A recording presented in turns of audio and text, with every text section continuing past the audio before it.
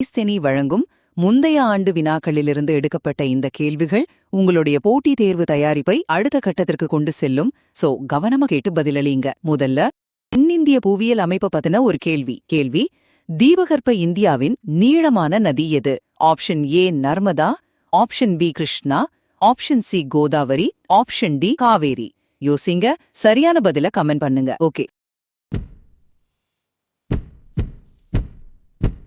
சரியான பதில் option C Godavari. விளக்கம் என்னன்னா, தீபகற்ப இந்தியாவில பாயிற நதிகள்ல கோதாவரி தான் ரொம்ப நீளமானது. இதோட பிரம்மாண்டம் காரணமா இத தக்ஷிண கங்கா, அதாவது தென்னிந்தியாவின் கங்கை அப்படின்னு சொல்வாங்க. இரண்டாவதா, இப்போ வட இந்தியாவோட முக்கிய நதி அமைப்பை பத்தி பார்ப்போம். கேள்வி: கோமதி எந்த ஆற்றின் துணையாறு? Option A Yamuna, option B Ganga, option C Brahmaputra, option D Sutlej. உங்க பதில கமெண்ட் பண்ணுங்க.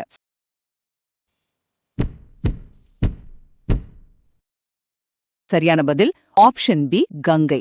கோமதி நதி கங்கையோட மிக முக்கியமான துணையாறுகள்ல ஒன்னு.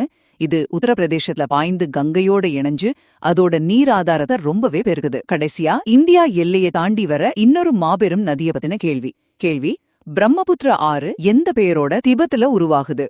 Option A Tsangpo, option B Dihang Diyang, option C Ghaghra, option D Son. கரெக்டான பதில சீக்கிரம் கமெண்ட் பண்ணுங்க.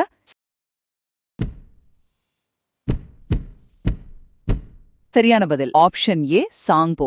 திபெத்ல உருகும் பனிப்பாறைகள்ல தோன்றும் போது இந்த நதிய சாங்போ அப்படின்னு அழைப்பாங்க. திபெத்திய மொழியில இதுக்கு தூய்மையாகுபவர் அப்படின்னு அர்த்தம். தொடர்ந்து பயிற்சி பண்ணுங்க. ஐஸ்தினி கூட இணைந்து உங்க இலக்கை ஈஸியா அடையுங்க.